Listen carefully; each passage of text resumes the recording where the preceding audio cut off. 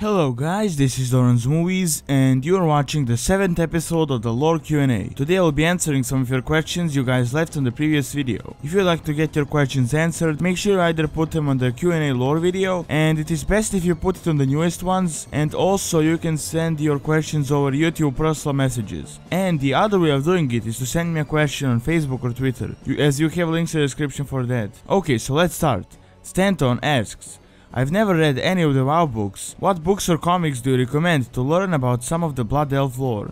Alright, so first off, I would suggest that you read a little bit about the Night Elf lore, as the Blood Elves originate from the Night Elven people. Also, there are a few comics, such as the Sunwell trilogy, but honestly I wasn't like super into it because I'm not a huge fan of manga style, especially when it's supposed to represent Warcraft, and Warcraft was never in manga style, so to be honest, I didn't really like it, but it wasn't that bad. Also, I would suggest that you read all of the WoW books, and to be honest, if you're looking for just Blood Elf lore, I would just suggest that you use some online sources, such as Wowpedia, because WoW books usually just describe certain events in the Warcraft universe, and pretty much from multiple perspectives, so your best bet is to just read from some online source such as Wowpedia.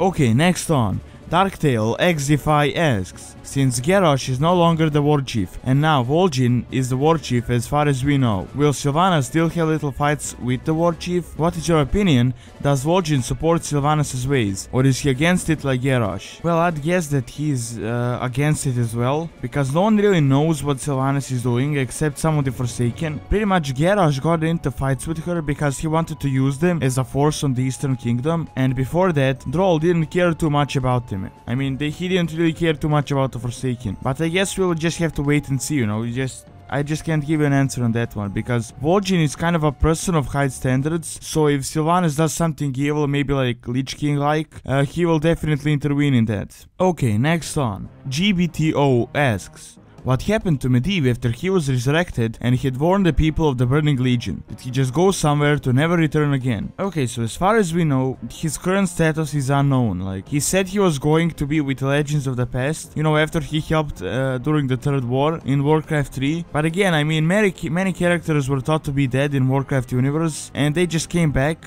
So pretty much everything is possible. And alright, next on. Ruler of all bananas asks, is Vrathion really the last black dragon? There are a few black dragons in Outlands that he doesn't know of. Okay, so, well, Vrathion is pretty much the last uncorrupted dragon. He's not the last dragon, but just the last uncorrupted one. And there are still some black dragons left in Draenor that were not destroyed by the apocalypse. So yeah, there are still black dragons left, and Vrathion is not the last one, but he's just the last uncorrupted one. Next on, Whippet Gaming and Trolling asks, do you think Sargeras is planning an invasion on Azeroth? Because the Legion created a Scourge and we have defeated them, and it is said that the Scourge were made to weaken Azeroth in preparation for the return of the Legion. Well, yes, the Burning Legion did make the Scourge in order for them to help the invasion from the inside, but the problem is that the Scourge broke free and wanted to rule alone and not be a puppet of the Burning Legion. I mean, we defeated the Scourge by killing Arthas, but it's not completely gone. I mean, it's still out there. However, we defeated the Burning Legion all the way back in Warcraft 3 when we killed Archimonde, so yeah, I don't think the Burning Legion will be invading us now, but I feel that one day an expansion will come out when Sargeras will return and we will fight the Burning Legion worse than ever before. Okay, continuing on. Nemanja asks, did Ner'zhul die when Arthas died? If no, why isn't he corrupting Bolvar? Well, now this is a very delicate subject. I mean, there's so many opinions on it and no one is completely sure. He's most likely dead.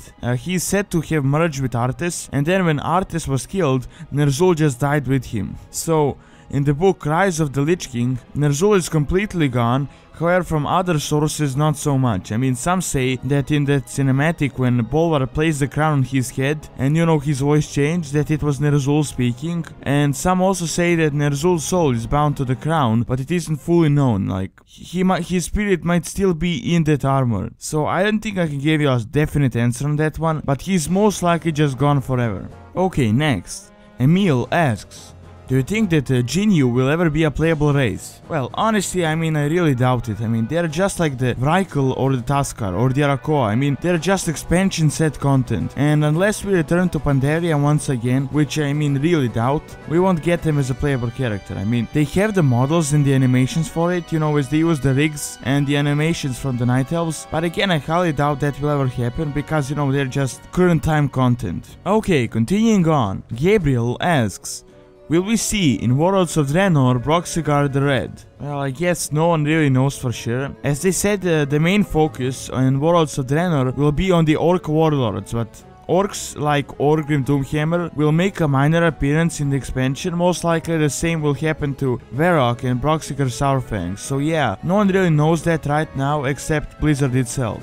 Alright, next, Lipton112 asks, the Tomb of Sargeras is located on Broken Isles. Due to research, it's off the coast of Kalimdor on the east or west of Eastern Kingdom. It was supposedly shifted due to the Maelstrom. At any rate, what can you speculate about the tomb, lore-wise and raid encounter? Apparently, Sargeras withered from remnants. What would you speculate about the tomb that may appear to us eventually? Alright, so as far as I know, the mother of Mendig, Egwin, defeated the avatar of Sargeras and pretty much just used the ruins of the ancient city of Suramar, which was pretty much the capital at the time, to make his tomb. Like, Sargeras isn't dead, though he might be coming back, just no one knows really when. Like, I feel like he will be in one of the last expansions, you know, like he will be the main boss and he will invade Azeroth harder than ever before, you know. It won't be just like it was 10,000 years ago. It should be like a huge invasion and war and everything. So yeah, no one really knows that, especially Blizzard right now and the writers, I guess.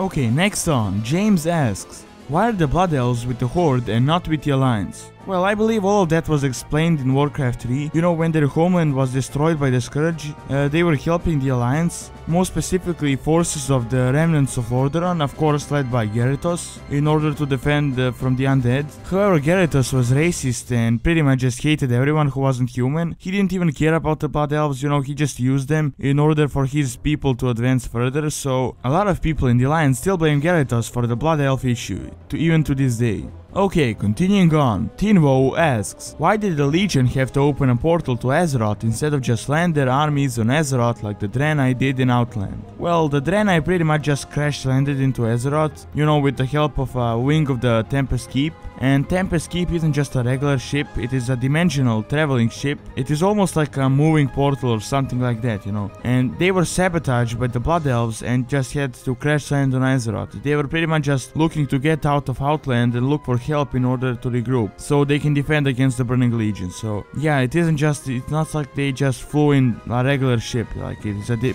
trans-dimensional ship. And the last question is by Kazeto, and he asks, do you think that the Scarlet Crusade will have any role in the near future, or will they just get weaker and get wiped out? Well, after the Wrath of the Lich King, they really took a beating. I mean, their forces were completely destroyed. I mean, however, I believe they might be able to actually, you know, regenerate and start anew. And they could have a role, and I mean, if Sylvanas starts doing something, you know, as a lot of people say she's plotting, so if she does something, they might actually return, you know. And who knows if they will be completely evil. But right now, I don't really see them doing anything significant. Okay, that is all I have for now. Thanks for watching, and also don't forget to leave your questions either by YouTube messages, Q&A comment section, or Facebook and Twitter. And don't forget to like, favorite, and subscribe. Again, thanks for watching, and see you next time.